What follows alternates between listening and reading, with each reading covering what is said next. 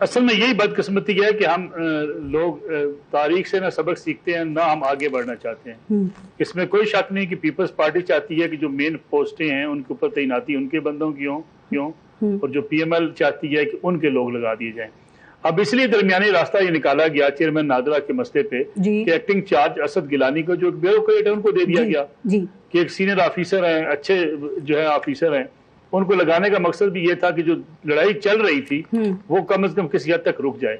ये पीसीबी के अंदर लड़ाई जारी है और ये दोनों जमातें ये समझती हैं कि उन तैनातियों पर अपने अपने बंदे लगवा लें। सर, ये पीसीबी पे आने से पहले नसरुल्लाह मलिक साहब आप पहले जो चेयरमैन नादरा थे तारिक मलिक साहब, उनके साथ आप समझते हैं कि ज्यादती हुई है? जो भी डाटा लीक हुआ है आपके ख्याल में क्या उसमें उनका कोई किरदार था, उनका कोई रोल था, उनके साथ ये सलूक होना चाहिए था? उन्होंने देखे ना जो रिजाइन किया उसमें भी बड़ा गुस्से में उन्होंने लिखा है वो रिजाइन और फिर वो मुस्ताफी हो गए। तारिक मलिक साहब चूंकि हमारे उस्ताद हैं, उनके बेटे भी थे। मसला ये है कि तारिक मलिक साहब की अगर आप पोजीशन को देखें तो कुछ मामलात उनकी गिरफ्त कमजोर हुई थी जी। अच्छा, वहां थोड़ा सा प्रॉब्लम ये था कि वो भी किसी बात को मुशावरा से करने के कायल कम थे, इसलिए कुछ चीजें ऐसी हुई जो उनके फार्ट पे अगरचे मैं समझता हूँ कि शायद नहीं होनी चाहिए थी, जो उनके खाते में चली इसलिए गई कि वो अपनी एडमिनिस्ट्रेटिव जो उनकी पोजीशन थी उसको वीक करते चले गए। तो शायद उसका जो है वो उनको गुस्सा भी था, वो समझते थे कि उनके फैसले जो हैं जो वो खुद करें उनको करने चाहिए। तो मैं समझता हूँ कि अगर तारिक मलिक साहब भी फिर उनकी अलाइनमेंट जो जिस तरीके से वो एक पॉलिटिकल अलाइनमेंट कर रहे थे वो भी आपको पता है इस मुल्क के अंदर जब हुकूमतें बदलती हैं तो फिर इस किस्म के अफसरान जो हैं वो कम से कम किसी टारगेट में आ जाते हैं जो होने नहीं चाहिए। जमात इस्लामी के साथ ज्यादती हुई है सर, और ये जमहूरियत का ही हुस्न है कि जैसे भी मिले जहां से भी मिले बस अक्सरियत ले लो।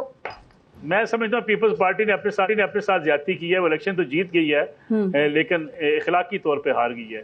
और पीपल्स पार्टी के अपने लोग भी कहते हैं कि हमने कराची का मेयर छीन कर ज्यादती की है। अगर कोई मुखालफ बन जाता तो क्या फर्क पड़ता। पीपल्स पार्टी के पास सिंध की हुकूमत है और सिंध में मेयर के कितने इख्तियार पीपल्स पार्टी की मौजूदगी में होते ये भी आपको अंदाजा है। लेकिन जिस तरीके से ये इलेक्शन हुआ है मैं समझता हूँ इससे जमहूरियत को और सियासत को नुकसान पहुंचा। लेकिन नसरुल्लाह मलिक साहब, हो सकता है ना कबूल साहब की हुकूमत ने ये सोचा हो कि अभी बाइकआउट कर दिया, नादिर मौका है कराची में अपना मेयर लगाने का, पता नहीं कल भी मौका मिले ना मिले, तो फिर अभी तो लगाओ ना जैसे भी लगाना है।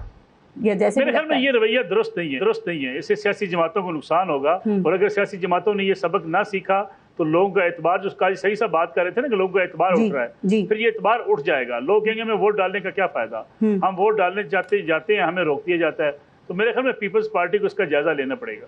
ठीक है, लेकिन जो पीपल्स पार्टी बता रही है ये बात इतनी ही सादा कहते हैं ना कि 32 लोग नहीं आए पीटीआई के, तो भाई हम क्या करें? जमात इस्लामी के 2 नहीं आए तो हम क्या करें? हमने तो नंबर पूरा नहीं करना था। अभी गबोर साहब कितनी मासूमियत से सारी बात कर रहे थे, तो वाकई ये बातें इतनी सादा है। मेरे ख्याल में पीपल्स पार्टी को भी पता है कि उन्होंने किस तरीके से ये इलेक्शन जीता है, इसलिए शायद टेलीविजन स्क्रीन पे उनकी पार्टी पॉलिसी हो सकती है, लेकिन अपनी महफिलों में बैठ के पीपल्स पार्टी भी तस्लीम करती है कि ये इलेक्शन कैसा हुआ है।